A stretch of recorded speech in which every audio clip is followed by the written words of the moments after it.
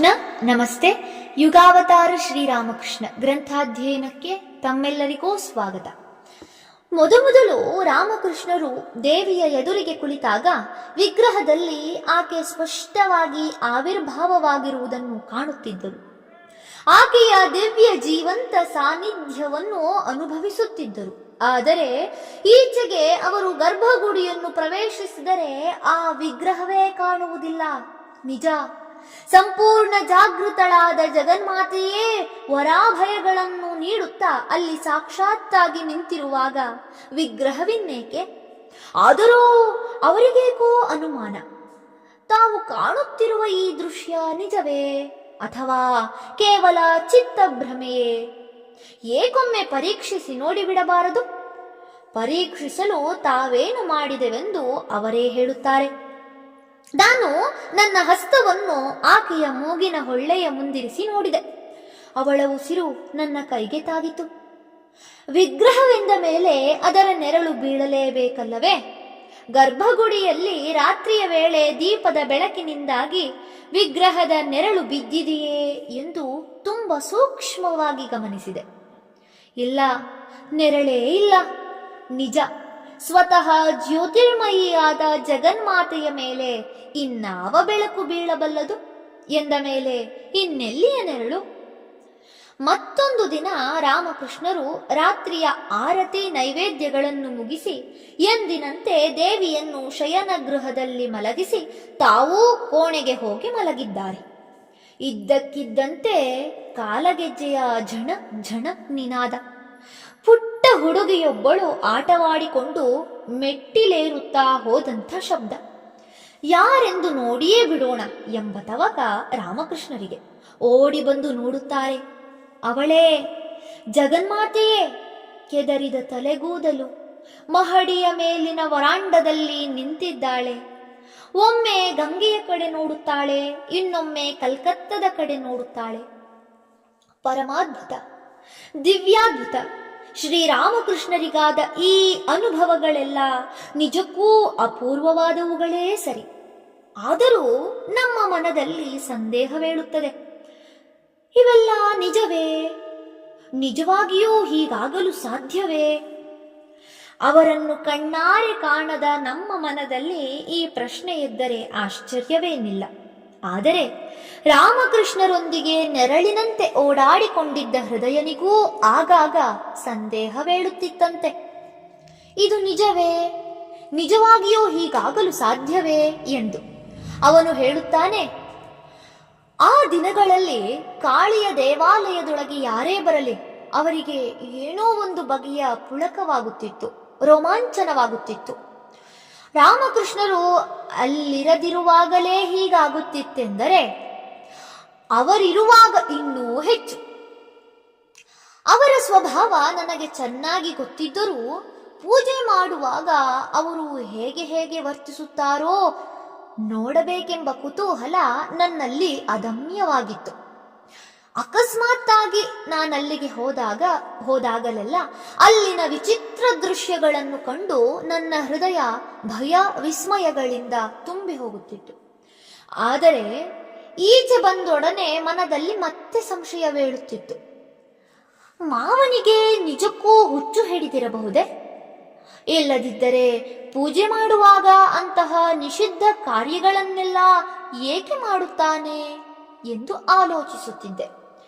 ಇವೆಲ್ಲ ರಾಣಿಯವರ ಮತ್ತು ಬಾಬುಗಳ ಕಿವಿಗೆ ಬಿದ್ದರೆ ಅವರೇನೆಂದಾರೋ ಎನ್ನಿಸುತ್ತಿತ್ತು. ಆದರೆ ಇಂತಹ ಯೋಚನೆಗಳೆಲ್ಲ ಮಾವನ ತಲೆಯಲ್ಲಿ ಎಂದೂ ಬರುತ್ತಿರಲಿಲ್ಲ. ಅಥವಾ ನಾನು ಅವರ ಮುಂದೆ ಇದನ್ನೆಲ್ಲ ಹೇಳಿದರೂ ಅವರು ಅದಕ್ಕೆ ಕಿವಿಗೊಡುತ್ತಲೇ ಇರಲಿಲ್ಲ. ಅಷ್ಟೇ ಅಲ್ಲ, ನನಗಾದರೂ ಅವರೊಂದಿಗೆ ಹೆಚ್ಚಾಗಿ ಮಾತನಾಡಲು ಧೈರ್ಯ ಸಾಲುತ್ತಿರಲಿಲ್ಲ. ಅದೇನೋ ಒಂದು ರೀತಿಯ ಹೆದರಿಕೆಯಿಂದ ನನ್ನ ಬಾಯಿ ಕಟ್ಟಿ ಹೋಗುತ್ತಿತ್ತು. ನನಗೂ ಮಾವನಿಗೂ ನಡುವೆ ದೊಡ್ಡದೊಂದು ಅಂತರವಿರುವಂತೆ ಅನ್ನಿಸುತ್ತಿತ್ತು.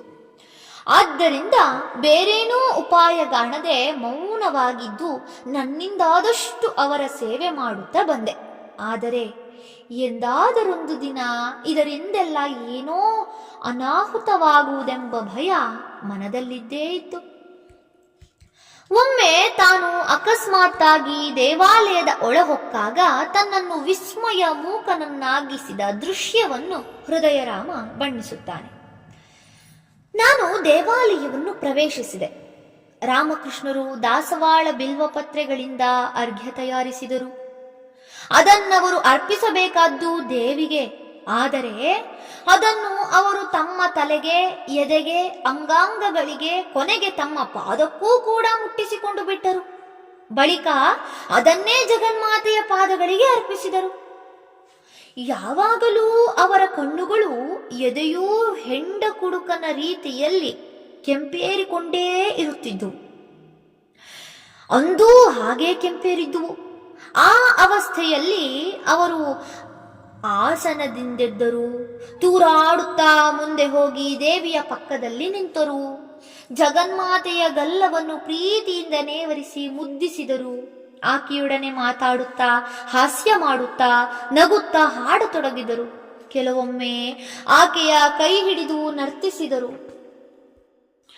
ಮತ್ತೊಂದು ದಿನ ಶ್ರೀರಾಮಕೃಷ್ಣರು ಜಗನ್ಮಾತೆಗೆ ಅನ್ನ ನೈವೇದ್ಯ ಮಾಡುವ ಪರಿಯನ್ನು ನೋಡುತ್ತಾ ನಿಂತಿದ್ದ ಹೃದಯರಾಮ ಅವರು ಜಗನ್ಮಾತೆಯ ಇದಿರಲ್ಲಿ ನೈವೇದ್ಯದ ತಟ್ಟೆಯನ್ನಿರಿಸಿ ಕುಳಿತಿದ್ದರು.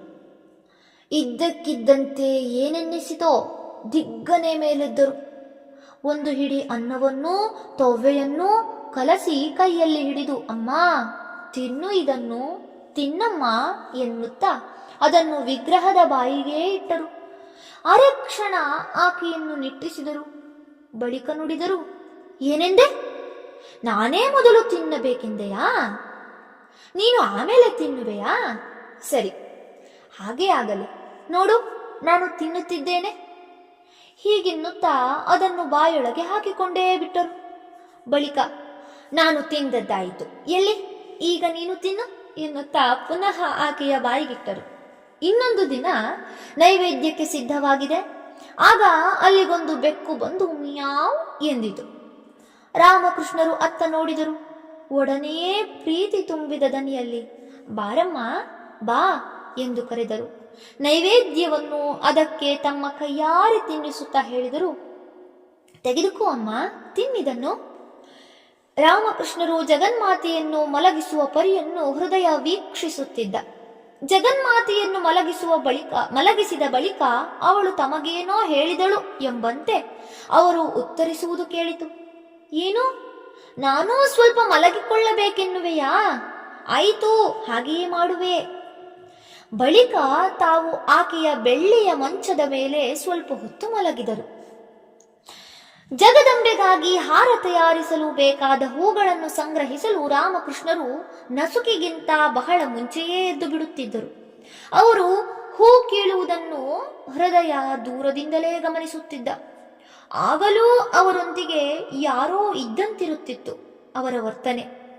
ಹಸುಳೆಯಂತೆ ವರ್ತಿಸುತ್ತಾ ಯಾರೊಂದಿಗೋ ಮಾತನಾಡುತ್ತಾರೆ, ನಗುತ್ತಾರೆ, ತಮಾಷೆ ಮಾಡುತ್ತಾರೆ. ಇಡೀ ಜಗತ್ತಿನಲ್ಲಿ ಇರುವುದೆಲ್ಲ ತಾವಿಬ್ಬರೇ ಏನೋ ಎಂಬಂತೆ ಅವರ ವರ್ತನೆ. ಇನ್ನು ಇರುಳು ಕೂಡ ಅವರ ಪಾಲಿಗೆ ಹಗಲಿಗಿಂತ ಭಿನ್ನವಾಗಿರಲಿಲ್ಲ. ಹೃದಯ ಹೇಳುತ್ತಾನೆ, ರಾಮಕೃಷ್ಣರು ರಾತ್ರಿ ಇಡೀ ಕಣ್ಣೆವೆಯನ್ನು ಮುಚ್ಚಿದಂತೆಯೇ ತೋರಲಿಲ್ಲ.